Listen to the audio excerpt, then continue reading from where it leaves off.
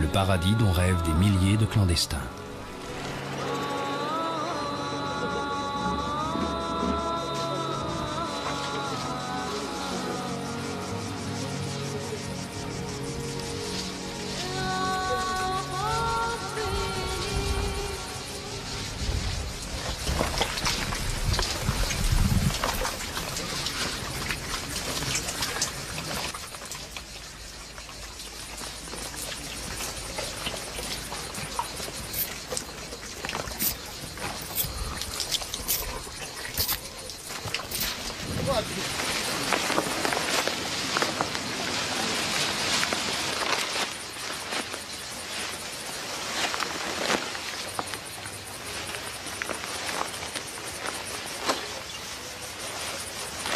Je te présente ma villa, c'est ici où j'habite.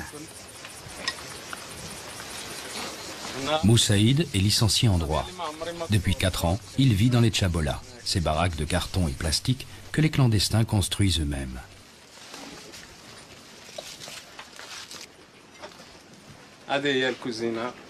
Ça, c'est la cuisine. Une seule chambre qui sert de cuisine. Chambre à coucher et de salon. Je vis dans des conditions que je n'aurais jamais pu imaginer, que je n'ai pas connues chez moi. On s'éclaire à la bougie.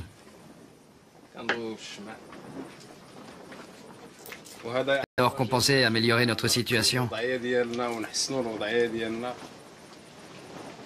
On pensait que l'Europe serait le paradis, l'Eldorado qui allait nous donner ce qu'on n'a pas eu dans notre propre pays, que notre gouvernement ne nous a pas donné.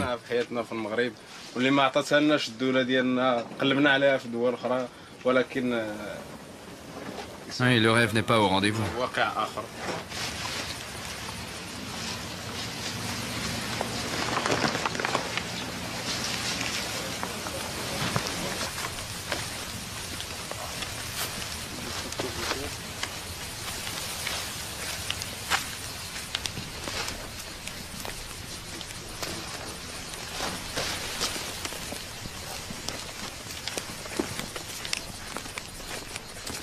Lui, c'est Driss, un informaticien marocain.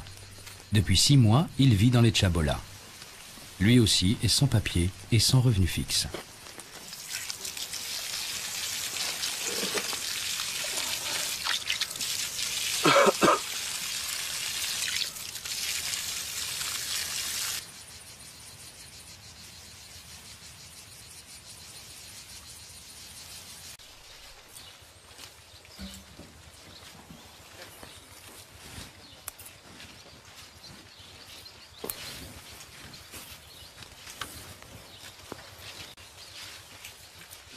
Comment est le travail ici? C'est l'enfer. Tu sens toi-même cette chaleur étouffante? Combien de degrés? 45, 46 degrés, et ça va encore augmenter. Et pourquoi vous supportez ces conditions de travail? Pourquoi? La famille au Maroc, les problèmes d'argent. Lui, il doit encore patienter pour obtenir ses papiers. Mais avec ou sans papier, vous travaillez dans les mêmes conditions, avec le même salaire? Il n'y a aucune différence entre un régularisé et un sans-papier. Tu peux pas imaginer le profit que l'agriculteur peut tirer d'un Marocain ou d'un étranger loin de son pays. Un jour, 2 frères agriculteurs voulaient se séparer. Alors le plus jeune, un petit malin, lui proposa de prendre le tracteur et lui garderait Djilali, son ouvrier marocain. Ils connaissent ce que peut apporter un travailleur pour leur développement, leur richesse. Le travailleur, c'est lui qui génère tous ses profits, sans rien en tirer. Question sur les conditions de travail en Afrique du Sud. Comment sont traités les Noirs? Ont-ils la sécu?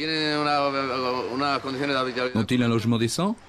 Devant ces faits, vous fermez les yeux. Disons que les multinationales ferment les yeux et importent quand même les oranges d'Afrique du Sud et les pastèques du Honduras. Mais socialement, comment est le Honduras? Socialement, comment est le Maroc? Je me pose des questions.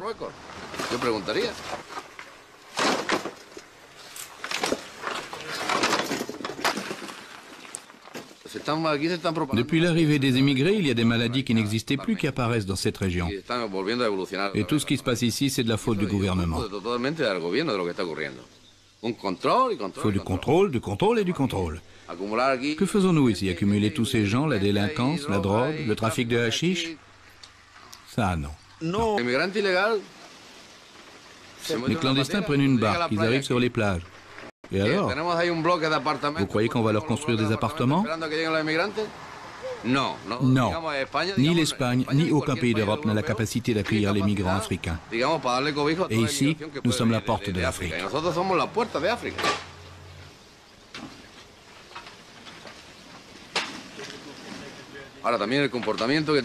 Les Arabes et surtout les Marocains ne se comportent pas bien.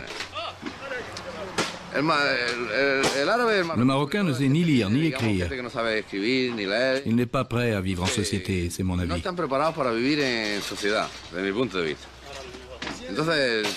Quand on leur donne une habitation, qu'ils sont censés respecter, lorsqu'ils la quittent, ça ressemble plus à une étable où l'on garde des animaux. On nous qualifie très souvent de racistes. Nous ne leur donnons pas d'habitat, nous ne les laissons vivre que dans des logements insalubres. C'est évident puisqu'ils ne présentent aucune garantie quant aux dégâts. Pourquoi les Roumains, les Équatoriens, les gens des pays de l'Est, les Polonais ou même les Lituaniens trouvent-ils un logement? C'est une autre culture, une autre manière de vivre. Les Arabes, ce sont des cochons, ils ne sont pas prêts à vivre en société. Ils mangent près des poubelles, ils balancent des ordures à leur porte, alors je ne sais pas, ça m'a l'air très compliqué tout ça.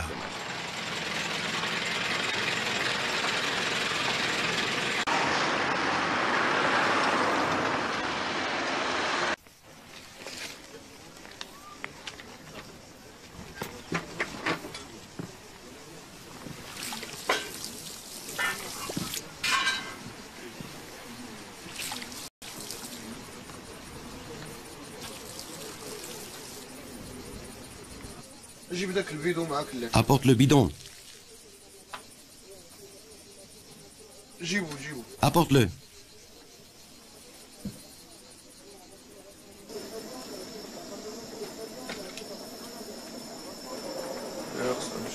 Il faut absolument qu'on trouve du boulot. Pardon? Il faut absolument qu'on trouve du boulot. Ça, c'est une obligation.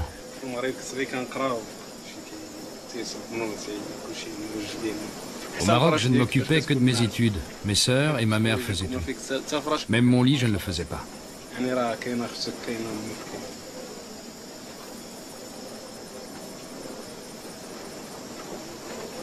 Si au moins on pouvait améliorer notre situation. C'est notre objectif, et on va y arriver.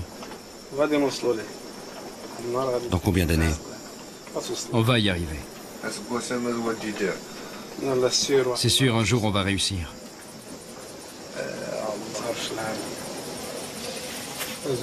Des générations nous ont précédés. Ils ont souffert comme nous. Et maintenant, il y en a qui roulent en Mercedes classe et qui passent leurs vacances là où ils veulent. Ils vivent leur vie comme ils veulent. Moi, je ne veux pas de Mercedes classe, mais rien d'autre. C'est ce que moi je veux. Moi, je veux juste un petit saut, c'est tout. Un grand saut, si tu veux obtenir quelque chose, il faut viser gros, non? Pour le moment, tout ce que je demande, c'est qu'on m'arrange mes papiers pour que je puisse rendre visite à ma famille et revenir ici. L'essentiel, c'est qu'on soit en Europe. L'Europe du plastique. Oui, l'Europe du plastique.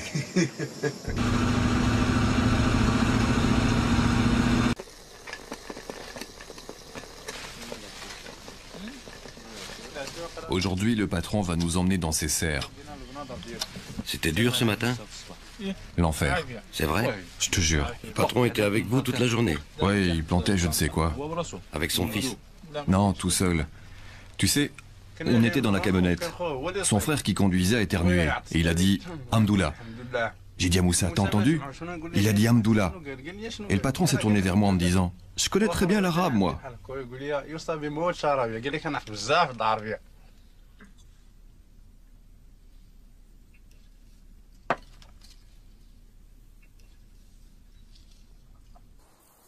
Je me souviens quand j'étais en France, quand je rentrais dans un bar pour prendre un coca ou une bière, je ne pouvais rester très longtemps. Les Français me traitaient de cochon espagnol et ils m'insultaient.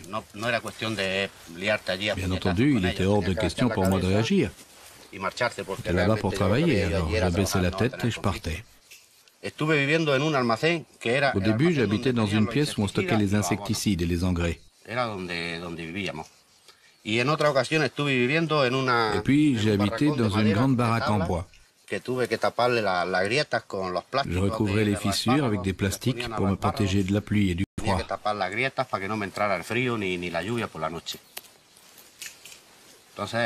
Alors je ne comprends pas toute cette histoire autour des immigrés, quand une telle situation a déjà existé dans d'autres pays. Et je te dis, chaque mois ce sont 500 ou 600 personnes qui débarquent et qui ne connaissent ni la langue ni personne. Ils arrivent comme ça, sans rien savoir, tu comprends? Et ça justifie que des agriculteurs en profitent et paient de 25 à 30 euros la journée à des travailleurs avec ou sans papier?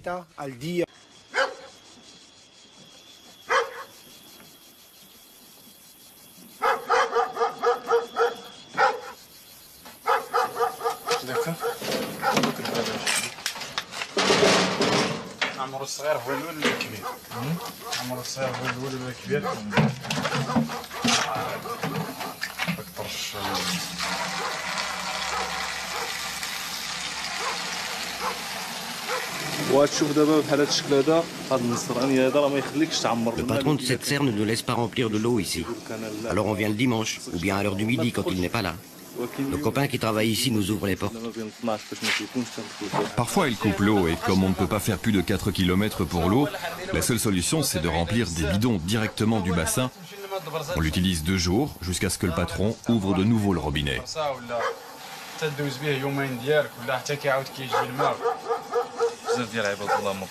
Beaucoup de gens ont de graves problèmes au niveau des reins, à cause des produits dans l'eau du bassin. Normalement, tu n'as pas le choix. Quand l'eau manque, tu ne peux pas faire autrement, non? On n'a pas d'autre endroit pour avoir l'eau. Tu peux ne pas manger, mais boire c'est essentiel. Tu peux te passer de nourriture, même pendant 2 jours, mais pas de l'eau. Surtout avec ce travail sous les serres, le plastique et la chaleur. On boit au moins 5 litres d'eau par personne et par jour, en dehors de la consommation dans nos chabolas.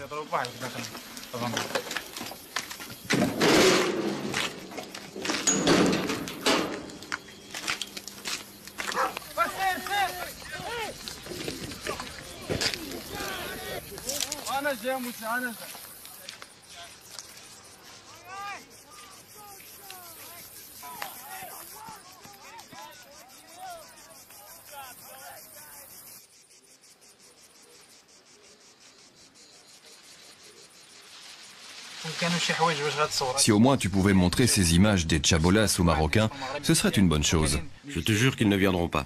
Même si tu leur montres, ils chercheront encore à venir. Ils vont croire que tu leur mens. C'est ce qui nous est arrivé.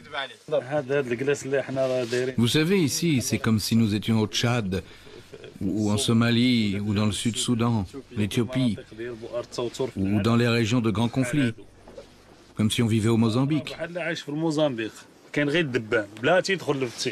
Il n'y a que des mouches, ils ont des crocs, ils t'arrachent la peau. C'est l'enfer. Si au moins les responsables de notre pays savaient ce que veut dire la loi, la démocratie, il y aurait des investissements chez nous. On serait resté dans notre pays, on n'aurait pas besoin de venir ici, pas besoin de l'Europe. Dans notre pays, il y a des trésors, mais il n'y a personne pour gouverner comme il faut. On n'a pas besoin de l'Europe. Même si chez nous on ne vit pas la même situation, ici au moins on peut espérer un avenir meilleur. On peut espérer atteindre nos objectifs. C'est pourquoi nous sommes venus ici. C'est-à-dire vivre ta vie, avoir une maison, une voiture, une femme et des enfants. Par contre au Maroc, même si on vit bien, dans de bonnes conditions, dans la propreté, il n'y a pas d'opportunité pour réaliser nos rêves. C'est pour ça que nous résistons. On n'a jamais vécu sous le plastique. Dis-moi, tu as déjà vécu dans ces conditions? Jamais. Tu vivais bien sous un toit, tu avais une douche, maintenant tu peux crever. Si on a laissé le Maroc, c'est pour nous assurer un avenir. Quoi qu'on dise, notre pays restera toujours notre pays. Même le paradis ne vaut pas notre pays. C'est de notre faute. On a choisi de venir ici.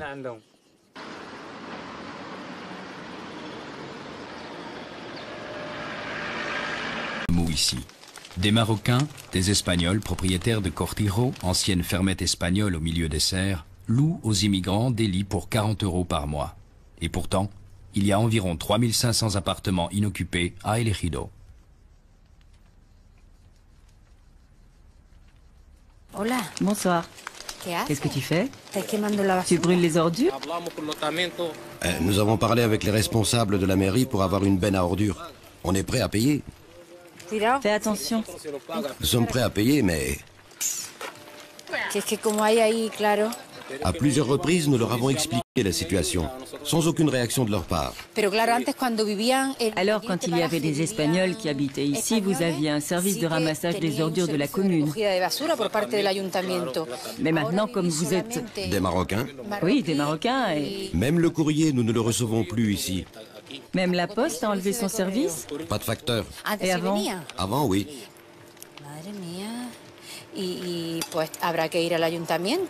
Alors il faut absolument aller à la commune. On peut se fixer un rendez-vous et je viendrai avec vous. Et on demandera pourquoi ils ne viennent plus ramasser les ordures. La commune ne croit pas que nous sommes des personnes, mais des animaux. Vous n'êtes pas considérés comme des personnes. C'est ça.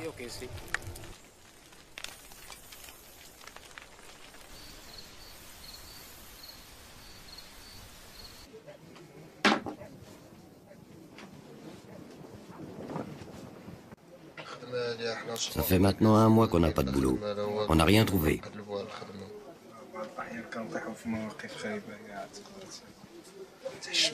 Parfois, on est obligé d'emprunter de l'argent. C'est la honte. Une fois que tu arrêtes de travailler, tu arrêtes de vivre. T'as bien vu? Tout ce mois, on n'a pas travaillé. Si tu ne travailles pas, tu crèves.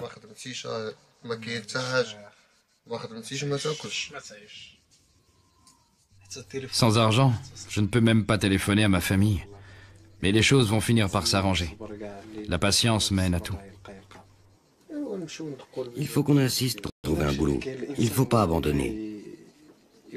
C'est ce qu'il faut se dire. Il ne faut pas perdre espoir, perdre sa patience. On est aujourd'hui dans un monde de compétition.